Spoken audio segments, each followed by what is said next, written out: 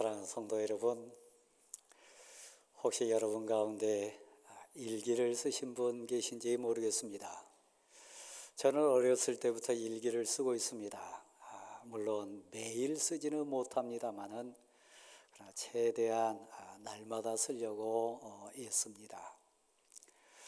일기가 우리 삶에 주는 유익이 참 많은데 제 경우는 제 자신을 돌아볼 뿐만 아니라 기록된 나의 삶이기 때문에 1년 전 이때쯤은 2년 전, 3년 전 이때쯤에 내 인생에는 어떤 일이 있었을까? 그때 나는 어떻게 그 과정을 이기고 또 잘 극복했을까? 돌아가서 보면 깨닫는 것이 참 많고 결론은 감사입니다. 어제도 저는 설교 준비하면서 몇 년치 오늘과 관련된 일자에 찾아가서 제 일상을 이렇게 한번 비춰봤습니다. 그중에 작년 이맘때 설 명절을 맞이했는데 저는 그때 가족 옆에 없었습니다. 병원에 입원을 했기 때문에 그때 느낀 점을 절절하게 눈물 흘리면서 썼던 그 기록을 봤습니다. 가족 없이 명절을 보내는 게 내 인생의 처음인데 형제들은 어떻게 생각할까? 가족들에게 미안함, 또 가족이 온전히 한자리에 있지 못한 그 부분에 대해서 가족은 누구고 또 이 명절의 의미는 뭘까? 깊이 아픔 가운데 기록한 부분을 보면서 오늘을 생각했습니다. 감사하다. 가족과 함께 한다. 그리고 가족들에게 적어도 부담이나 아픔이나 짐이 되지 않게 이 명절을 보내고 있다. 너무 감사합니다. 기도했던 순간을 맞았습니다. 우리 가정사가 다양하기 때문에 이 자리는 너무 소중합니다. 아마 영적인 치열한 전쟁을 하시다가 아프고 쓰린 마음 안고 오신 분도 계실 거예요. 소원이 더 진해져요. 하나님, 다음에 우리 가정은 복음화가 되면 얼마나 좋겠습니까? 다른 집처럼 우리 집도 가정 예배 드리고 이 명절에 제사 드리지 않고 만왕의 왕께 찬송하면서 이 명절을 보낼 수 있는 복을 하나님 구하오니 우리 가정에도 그 응답이 이루어지게 도와주십시오. 또 이 자리에 그렇게 나오고 싶지만 나오지 못한 성도들도 사실 제가 아는 가정도 몇 가정 있어요. 여러분 어떤 고백으로 나오셨는지 모르지만 가족이 하나 된다는 것, 특별히 하나님을 믿고 알아서 한 자리에 모여서 온 가족이 예배 드린다는 게 얼마나 큰 복입니까? 또 절박함으로 이 자리에 앉아 계신 분도 계세요. 하나님, 우리 어머님이 우리 아버지가 내 사랑하는 혈육이 이 명절이 마지막이 될 수도 있을지 모릅니다. 연로하시기 때문에, 많이 아프시기 때문에, 또 멀리 떠나기 때문에 간절함으로 이 자리가 얼마나 소중하고 귀한지를 지금 막 내적으로 고백하면서 예배드린 분 계세요. 어찌하든지 자녀는 부모된 여러분의 인생 열매 아닙니까? 내 아들, 내 딸 하나님께 부탁합니다. 이번 명절에 만났을 때 그들 삶을 보면서 더 감사가 넘치게 도와주시고 그들을 향한 애절한 기도가 응답이 됐다고 하는 선한 소식도 듣기를 원합니다.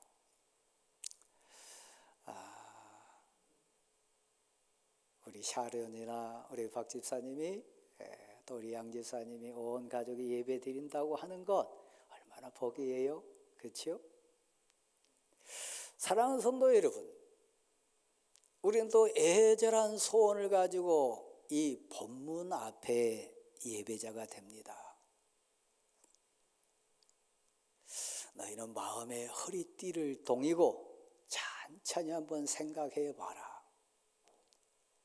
마음을 다잡고 우리 어머니가 내 인생의 울타리고 하나님을 내 손으로 만질 수 없고 내 육신으로 볼 수 없고 내 감각으로 느낄 수 없지만 이 땅에 하나님의 그림자로 계신 아버지의 마음을 통하여 어머니의 그 따뜻한 눈빛과 사랑을 통하여 하나님의 사랑을 맛보고 있습니다. 그래서 어떤 환난이 와도 어떤 고난이 있고 눈물이 있어도 그 어머니 사랑이 따뜻해서 그 아버지 품이 정말 포근해서 그래도 이겨갑니다. 사람들이 그 누가 뭐라 말한다 할지라도 하나님, 내 아들이 저기 있습니다. 내 딸이 내 인생의 열매로 이렇게 하나님 앞에 있습니다. 그러니까 하나님, 저는 감사할 수 있습니다. 이 고백으로 사실 우리는 지금 다 앉아 있습니다. 성도 여러분, 마음의 허리띠를 동여매고 찬찬히 한번 생각해 볼 것. 부모된 나는 사랑하는 내 아들과 딸과 자녀 손들 앞에 섰을 때 믿음의 모델이 될까? 내가 인생의 선배로서 인생의 선진으로서 저들에게 아름답고 복된 하나의 모범이 된 인생을 지금 살고 있나? 가만 생각해 보니까 내 사랑하는 아들과 딸과 자녀손들이 마음 깊은 곳에서 나를 존경하고 나에 대한 예를 다하면서 온전히 순종하고 있나? 나는 아비로서 어미로서 친정 자녀들 앞에 섰을 때 존귀한 자로 존경받고 있나? 이 명절 때 한번 찬찬히 생각해 봐야 될 거예요. 우리 아버지가 그렇게 기도하셨는데 우리 어머니가 그렇게 인생 다 헌신해서 정말 뒷바라지 해주셨는데 나는 우리 아버지에게 우리 어머니에게 진짜 아름다운 삶의 열매로 부끄러움 없는가? 특별히 믿음이라고 하는 가치로 따져봤을 때 믿음의 선진된 우리 아버지 우리 어머니가 하늘에 계신데 그들 앞에 섰을 때 그들이 일생을 두고 기도했던 것처럼 나는 하나님 앞에 지금 영광 돌리는 믿음의 후대로서 자리매김하고 있나? 명절이 우리에게 주는 가치 가운데 하나입니다. 성도 여러분, 예수 그리스도 우리의 주님이십니다. 이 땅을 사랑하셔서 우리 죄값을 치러주시기 위해서 우리에게 영원한 구세주 되어주시기 위해서 친히 이 땅에 오셔서 사랑이라고 하는 선물을 주셨습니다. 신앙의 영역, 믿음의 영역, 비밀이지만 그러나 일반인도 모든 성도가 공히 느낄 수 있는 비결 가운데 하나는 아버지 사랑, 어머니 사랑이 내 가슴에 지금 흐르고 있어요. 다 반대도 다 날 무시해도 다 나를 욕한다 할지라도 그래도 뒤돌아서서 눈물을 훔치면서 내 진정한 응원가는 나의 격려자는 어머니 아버지요. 그 어머니가 아버지가 여러분 계시다면 세상에 가장 복받은 사람입니다. 저도 오늘 예배 마치면 처가에 갑니다. 근데 저는 처가에 갈 때마다 너무 부러운 게 있어요. 가는 순간부터 저희 아내 표정이 달라요. 말투가 달라요. 뒤에서 보면 걸음걸이가 정말 달라요. 아버지 만나러 가니까 어머니가 계시니까. 그래서 저는 아버지도 어머니도 이 세상에 계시지 않기 때문에 너무 부러워요. 너무너무 부러워요. 그래서 제 마음속에 영원히 지워지지 않는 제 어머니 사랑이 있습니다. 아버지에 대한 애절한 사랑이 있습니다. 부모님 여러분이 큰 일 하시지 않아도 큰 역할 가정에서 하지 않아도 아들에게 딸에게 여러분은 보배예요. 여러분 천만금을 가지고 어디 가서 살 수 없는 최고의 나의 보화가 뭐냐? 아버지고 어머니요. 외짝의 어머니 아버지를 지금 섬기고 계신 성도 여러분 계시다면 아버지 목까지 어머니 목까지 효도 더 많이 하세요. 기회 있을 때, 정말 기회 있을 때, 저도 가만 돌아보면 저희 어머니 많이 모시고 여행하고 싶었어요. 어느 시점 되니까 건강이 따라주시지 않는 거예요. 상황이 안 되는 거예요. 그래서 맛있는 것을 먹을 때나 좋은 환경을 볼 때 늘 첫 번째 생각나는 대상, 이곳에 우리 어머니 모시고 왔으면 얼마나 좋을까? 우리 아버지도 이 자리에 함께 있으면 얼마나 좋을까? 아들을 낳을 때도 딸을 낳았을 때도 제게는 목사 안수를 받았을 때도 좋은 일이 있을 때도 언제나 떠오르는 대상은 부모였어요. 왜요? 저는 그들의 인생 열매니까요. 자녀들이 부모에 대한 소원, 오늘 본문에 등장합니다. 물은 반드시 위에서 아래로 흐릅니다. 사랑의 물도 거룩하고 복된 진리의 물도 부모에게서 자녀에게 자연스럽게 흘러갑니다. 그래서 자녀된 여러분이 최고의 소원, 애절하고 간절한 기도가 뭐냐? 성도들이 묻는다면, 하나님의 은혜를 아는 자들이 묻는다면 제게 소원이 있습니다. 꿈이 있습니다. 우리 아버지가 예수를 알고 하나님의 사랑을 알아서 우리 아버지의 기도의 손을 통해서 내 영혼의 생명의 물이 흘러넘치는 거요. 우리 아버지 가슴에, 우리 어머니 가슴에 있는 그 생명의 축복의 물이 아들, 딸 된 내 심령에 흘러내리는 거요.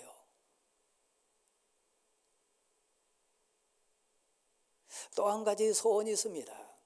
신앙 안에, 믿음 안에 있는 내 아버지와 어머니가 거룩한 자 되기를 소원합니다. 거룩하다고 하는 표현은 쉽게 얘기하면 구별되는 거예요. 하나님을 사랑해서 구별되는 거예요. 하나님을 너무너무 두렵고 무서움으로 그 하나님을 알기 때문에 구별되는 거예요. 우리 아버지가 하나님을 사랑하기를 원합니다. 우리 어머니가 진실로 하나님 사랑하는 어머니 되기를 원합니다. 이건 제 꿈입니다. 우리 아버지가, 우리 어머니가 하나님을 진실로 두려워하고 무서울 줄 알아 하나님 말씀에, 하나님 뜻에, 하나님 섭리에 온전히 순종하는 우리 아버지, 어머니 되었으면 좋겠습니다. 나 하나님 여호와가 거룩하니 너희도 거룩할지니라. 우리를 부르신 분 하나님이요, 거룩하신 분이요. 부모로서의 최고의 자녀 앞에 선물이 있다면 하나님을 사랑하는 모습, 하나님을 두려워하는 삶의 고백, 자녀들 앞에 내놓는 아버지, 어머니요. 우리들 중에는 아버지 보면서, 어머니 보면서 시집 안 가겠다, 장가 안 가겠다, 슬픈 얘기를 하는 자녀들이 있습니다. 저는 아들, 딸 셋 다 시집, 장가 다 갔습니다. 그래서 이 얘기를 여러분 앞에 자신 있게 할 수 있습니다. 어렸을 때 저는 침대에서 저 아내 팔베개 많이 했습니다. 저희 아들, 딸 보는 앞에서 언제나 사랑의 애정 표시를 많이 했습니다. 그래서 때로는 우리 애들이 보면서 보기 좋네, 그림 좋네, 그럴 때가 많았습니다. 아버지가 어머니를 사랑하고 어머니가 진정 아버지를 존경하고, 가정이란 것은 이런 건가 보다, 아버지하고 어머니 이렇게 행복하게 사는 부부인가 보다. 그것을 사랑하는 우리 아버지 대신 어머니 대신 여러분 지금 자녀들에게 보여주고 있습니까? 그래서 나도 시집 가고 싶다, 나도 장가 들어가지고 우리 아버지처럼 우리 어머니처럼 저렇게 복된 가정 꾸리고 싶다, 그런 소원 여러분 자녀들이 여러분의 삶을 보면서 지금 느끼고 있습니까?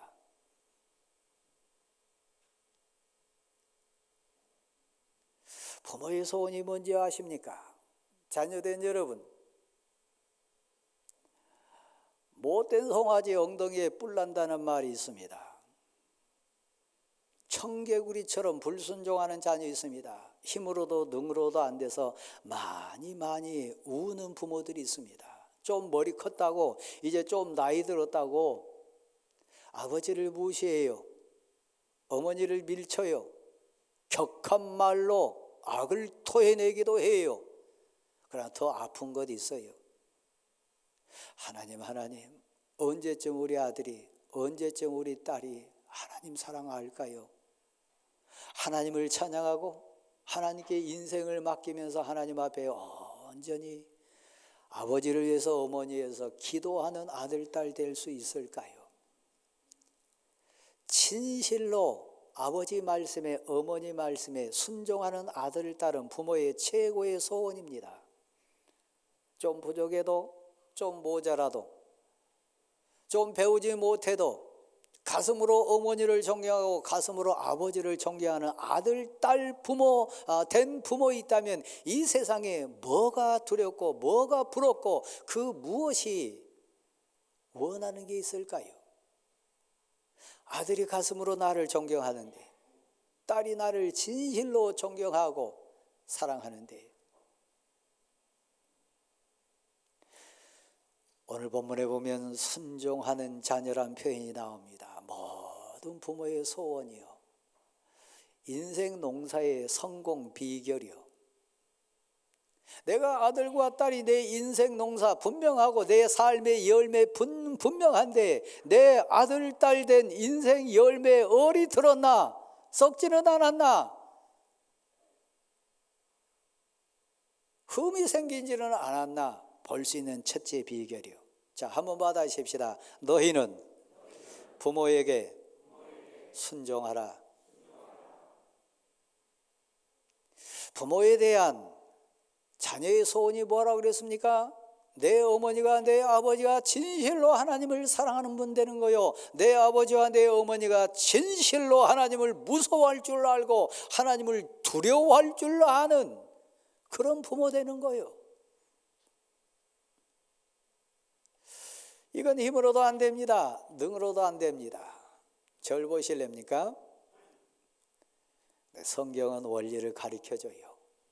하나님은 사랑이 많으셔서 우리가 그렇게 존경받는 자녀, 부모 되기 원하고 사랑하는, 순종하는 자녀들 되기를 원하세요. 그래서 비결을 가르쳐줬는데, 예수님의 수제자가 베드로입니다. 사실 베드로는 많이 배운 사람 아닙니다. 저 갈릴리 인생입니다. 네, 위로부터 임하는 성령의 권능이 그 인생을 주관하니까 능력이 그 인생을 통해 나타났습니다. 그 삶이 복됐습니다. 많은 사람을 옳은 대로 인도하는 복받은 인생의 승리자가 됐습니다.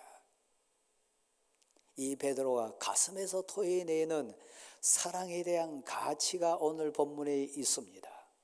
사랑이 뭔가요? 진짜 사랑이 뭔가요? 어떻게 하는 게 사랑인가요? 그 사랑의 근거는 뭔가요? 너희가 진리를 순종함으로 영혼을 깨끗하게 하여 형제를 사랑하기에 이르렀으니 마음으로 뜨겁게 피차 사랑할지니라. 존경받는 부모 비결이 어디에 있는지 아십니까? 진리를 순종함에 있습니다. 진리를 순종한다고 하는 것은 내 위에 하나님이 계시다, 하나님이 나를 보신다, 하나님이 무섭습니다, 하나님의 두려움을 저는 압니다. 하나님을 두려워할 줄 알고 하나님을 진실로 사랑할 줄 아는 부모, 진리를 순종하는 부모입니다. 진리를 순종하지 않으면 때마다 시마다 바뀌는 환경 따라 그의 처세가 바뀔 수 있습니다. 용돈 많이 들으면 해 웃으시고, 용돈이 좀 궁해지면 인상 쓰는 부모 될 수 있습니다. 진리를 순종하면 차원이 다릅니다. 사랑하는 성도 여러분, 아들과 딸도 부모와 자녀도 진리를 순종함이 참사랑의 출발입니다. 아내와 남편이 진정 하나 되기를 소원하십니까? 생명을 걸고 하나님께 구하십시오. 하나님, 아직 내 남편이 하나님을 모릅니다. 내 아내가 아직 진리에 감동되지 않았습니다. 그러면 언젠가는 물과 기름같이 따로따로 이르는 거 분명합니다. 진정 하나 되는 것은 아내도 남편도 아들도 부모도 진리를 순종할 때입니다. 하나님을 사랑하고 하나님을 두려워할 줄 알 때입니다. 어머니가 기도하신다, 아버지가 기도하신다, 가치가 같습니다. 왜 온 가족 예배가 의미가 있고 복된 예배입니까? 한 말씀 안에, 한 은혜의 진리상 앞에 온 가족이 함께 있다고 하는 그 은혜예요. 진리를 순종함으로 영혼을 깨끗하게 하는 겁니다. 계산이 없습니다. 재고 가는 게 없습니다. 환경이나 물질이나 세상 가치가 판가름하는 거 아닙니다. 영혼을 깨끗하게 할 수 있는 비결이 뭡니까? 그 그림자로 맛배기로 보여주는 게 어머니고 사랑이고 아버지의 사랑인 거 맞습니다. 그러나 진실로 영혼을 깨끗하게 할 수 있는 비결은 진리 안에 함께 나갈 때입니다. 형제가 하나 되는 비결, 여기 지금 좀 연로하신 부모님들, 유산을 어떻게 할까? 딸에게 줄까? 아들에게 줄까? 이게 맡기면 이 돈 얼마 되지 않은 것으로 내 아들과 딸이 정말 하나 될 수 있을까? 오히려 내가 남겨준 유산 때문에 저들 감정 상하고 아픔 당하는 아들, 딸 되지 않을까? 이러지도 저러지도 못한 분들 많이 계세요. 저도 압니다. 사랑하는 성도 여러분, 진리를 순종함으로 그 모든 것의 주인은 하나님이십니다. 주시기도 하고 순간에 걷어가시기도 하고 주관해 가신 분이 하나님이십니다. 하늘 창고를 열면 수천, 수만, 수억 배의 복을 주시는 분이 하나님인 줄 믿습니다. 내 아들은 기도의 능력을 알고 내 딸은 말씀의 능력이 있습니다. 그러므로 진리를 아는 내 아들과 딸이 영혼을 깨끗하게 하여 돈 갖고 계산하거나 환경 가지고 따지거나 그게 아니고요, 영혼을 깨끗하게 하였어요. 제가 여러 번 말씀드린 것 같습니다. 저는 어렸을 때 자전거를 많이 탔습니다. 가시에 찔리거나 돌뿌리에 채여가지고 바퀴가 바람 빠져나갈 때 있습니다. 그 기술을 배워가지고 이 타이어를 이렇게 다시 회복시키는 비결이 있어요. 본드를 가지고 붙이는 거예요. 완전히 하나 되게 하는 비결 뭔지 아십니까? 사포를 가지고 깨끗하게 튜브 겉면을 닦아내는 거예요. 중간에 먼지 없애는 거예요. 불순물 제거하는 거예요. 그리고 거기다 본드를 바르고 다른 튜브를 붙이면 바람 새지 않습니다. 근데 중간에 먼지 닦아내지 않거나 불순물 제거하지 않고 붙여보세요. 얼마 가지 못합니다. 너희 영혼을 깨끗하게 하여 부모의 사명이 있다면, 어른의 사명이 있다면 아들과 딸이 돈 때문에 세상 환경 때문에 나눠지지 않도록 온전히 그들이 하나 될 수 있는 비결이 있다면 그들이 진리를 알게 하는 거예요. 그들이 진리를 순종해 가지고 영혼을 깨끗하게 해서 형제를 서로 바라보고 자매를 바라보게 만드는 거예요. 이게 부모의 사명이에요. 너희 영혼을 깨끗하게 하여 형제를 사랑하게 이르렀으니 피차 마음으로 뜨겁게 사랑할지니라. 여러분이 그런 이 명절에 허리를 동이고 한번 고백해 볼 거예요. 시간의 제한 때문에 제가 한 곳만 같이 나누고 말씀을 마무리하겠습니다. 여러분 댁에 가셔서 다니엘서 4장, 5장을 꼭 읽어보십시오. 그곳에 보면 가장 슬픈 부모가 나오고 가장 비참한 아들이 나옵니다. 다니엘 선지자가 만난 세상 환경적으로 보면 그는 온 당대의 세계를 지배했던 바벨론 왕 느부갓네살입니다. 다 가졌어요. 왕이에요. 온 주변 나라를 쥐락펴락했던 역사적인 인물입니다. 바벨론의 느부갓네살 왕이요. 그가 어느 날 왕궁을 걸으면서 마음으로 교만이 솟아났습니다. 내가 이룬 업적이 크도다. 이 바벨론의 영광 부귀 그리고 모든 형통하는 거 내가 이뤘도다. 참 내가 생각해도 대단하다. 그 마음이 들었습니다. 그도 인생이요. 하나님 앞에 있는 인생이요. 그때 여러분 아시지 않습니까? 7년 동안 하나님이 그를 짐승으로 만들었습니다. 정신을 잃게 해가지고 저 들판에 헤매고 다니게 만들었습니다. 소처럼 풀을 뜯어먹고 다녔습니다. 그 머리털에 이슬이 내려앉았습니다. 발톱과 손톱은 새 발톱처럼 그렇게 비참한 인생으로 7년을 살았습니다. 철저하게 깨닫게 하는 거예요. 여기 아버지로 어머니로 부모로 계신 여러분, 여러분이 자녀 앞에 지금 이룬 어떤 물질적인 거나 환경적인 거나 세상 가치적인 거 있다면 자랑하지 마십시오. 오히려 감사하십시오. 하나님이 내게 은혜를 주셨다고, 이건 하나님이 주신 복이라고, 이건 하나님의 주권이라고 여러분 겸손하게 고백하십시오. 느부갓네살 왕이 그 고백을 토해내지 못했어요. 그래서 7년 동안 짐승처럼 들판을 헤매고 다닙니다. 이유는 하나입니다. 하나님이 주인인 것을 깨닫게 하기 위해서요. 7년이 지난 다음에 정신이 돌아왔습니다. 다시 회복했습니다. 그리고 고백하는 거예요. 다니엘이 믿는 하나님, 이 온 우주 만물 역사를 주관하신 하나님을 나는 7년간이라고 하는 삶 속에 체험했노라. 다니엘의 하나님을 내가 찬송하노라. 내게 왕이 되게 하신 분도 이 나라를 다스리게 하신 분도 여호와 하나님이시고 다니엘이 증거하는 하나님이시로다. 그걸 깨달았습니다.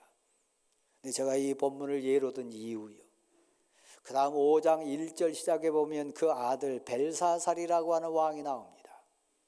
사실 그때 메대와 바사라고 하는 페르시아, 그 오늘날 페르시아로 표현됩니다만 그 나라들이 침공 위치에 있었고 위태위태한 상황이 있었어요. 더 중요한 거요, 그런 곁에서 느부갓네살 왕이 정신을 잃고 헤매고 다닌 거 봤어요. 그가 뜨겁게 하나님이 인생 주인이라고 고백하는 거 들어봤어요.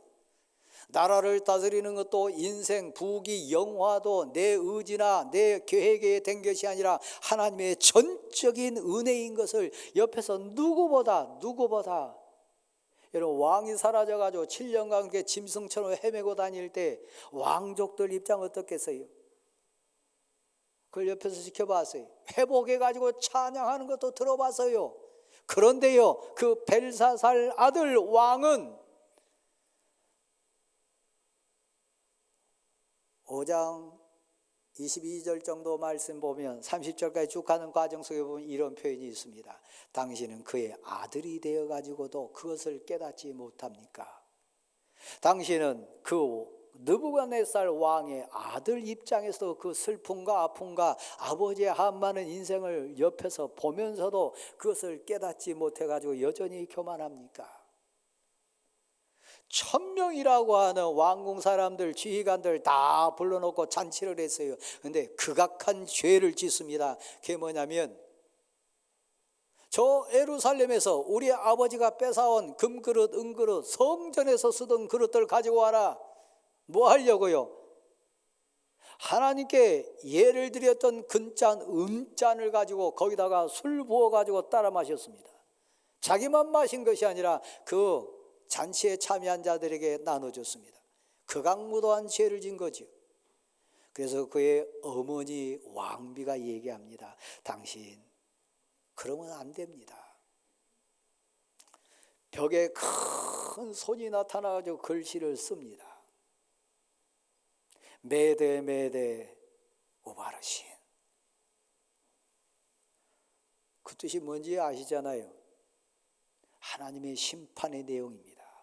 하나님이 당신을 달아보니까 부족하다. 하나님이 당신 나라를 나눠버릴 거다. 심판에 대한 내용이 벽에 쓰여졌습니다. 절 보세요. 여러분의 어머니가 신앙생활 잘 하셨습니까? 눈물 많이 흘리면서 하나님께 울부짖는 거 혹시 옆에서 보셨습니까? 고난이 우리 가정에 임했을 때, 우리 가정사에 너무너무 큰 슬픔이 임했을 때 여러분의 아버지가 어머니가 믿음으로 이기신 것 혹시 옆에서 보셨습니까? 당신은 그의 아들이면서, 당신은 그의 딸이었으면서 그 교훈을 왜 놓치고 있습니까?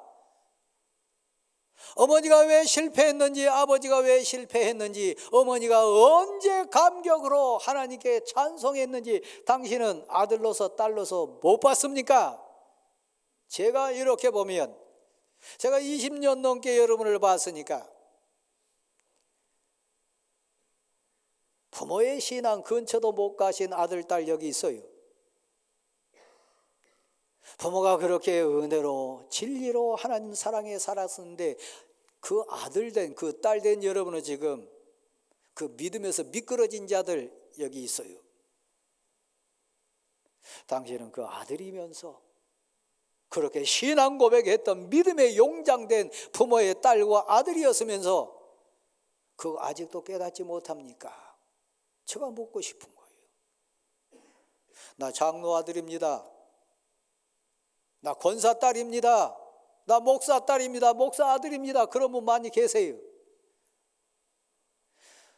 그렇게 은혜 속에 살았고, 그렇게 교훈을 받았고, 그렇게 하나님 앞에 회개했고, 그렇게 인생이 내 마음대로 안 된다는 거 많이 보고 느낀 그분의 아들이고 딸이면서 아직도 깨닫지 못합니까? 다니엘이 벨사살 왕에게 한 얘기요. 슬픈 얘기란 거예요. 사람 누구나 실패합니다. 누구나 미끄러집니다. 누구나 멀리 갈 수 있습니다. 누가 진정 거룩한 부모가 될 수 있고 누가 진정 순종하는 아들, 딸 될 수 있습니까? 누가복음 15장에 나온 돌아온 아들처럼 하나님을 만났을 때예요. 내가 하나님께 죄를 지었습니다. 내가 아버지께 죄를 지었습니다. 회개하는 부모와 회개하는 아들, 딸이요. 다니엘을 통해서 그 경고를 받았다면 당신은 그의 아들이 돼가지고 그것을 아직도 깨닫지 못합니까? 그랬다면 내가 잘못했노라. 우리 아버지가 7년 동안 짐승처럼 헤매는 건 내가 봤노라. 고백하면서 돌아서야지요. 결단해야지요. 그러지 않았습니다. 마지막으로 절 보세요. 하나님 살아계십니다. 하나님의 말씀은 능력입니다. 하나님은 진실하시고 성실하십니다. 하나님의 사람들에게 그 교훈을 변증하기 위하여 하나님의 살아계심과 하나님께 나오는 자에게 복 주시는 자이심을 믿게 하기 위하여 하나님은 역사하십니다. 그래서 회개치 않고 깨닫지 않고 교만으로 돌아서지 않았던 벨사살 왕을 그날 밤에 즉사시켰습니다. 온 세계를 다스리는 바벨론의 왕인데요. 막 1000명을 모아놓고 술잔치 벌이면서 자기 부귀영화 자랑했던 왕인데요. 그날 밤에 하나님이 즉사시켰습니다. 왜요? 하나님의 종 다니엘을 통해서 경고했음에도 불구하고 하나님의 말씀을 대언했음에도 불구하고 당신은 그 아들이 돼가지고도 그 하나님의 무서움을 모르냐고 충고했음에도 불구하고 돌아서지 않을 때 인생은 방법 없다. 하나님이 그날 밤에 죽였습니다. 우리는 신앙 영역에 사는 하나님의 사람들입니다. 돈도 물질도 환경도 순간입니다. 이번 명절에 우리가 듣고 싶은 최고의 말, 나는 기도하는 어머니가 있어서 너무 좋습니다. 나는 하나님 상위껏 믿고 최선을 다해 믿는 아버지 계셔서 너무너무 복받은 아들, 딸입니다.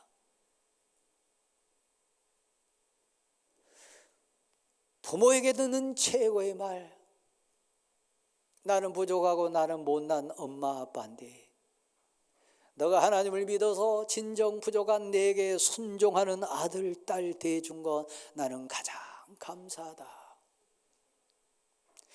이 고백이 사랑의 띠로 하나 되는 우리 모두가 될 수 있기를 간절히 소원합니다. 믿음으로 결단하고 승리한 여러분 되시기를 간절히 소원합니다. 고백으로 일어나십시오.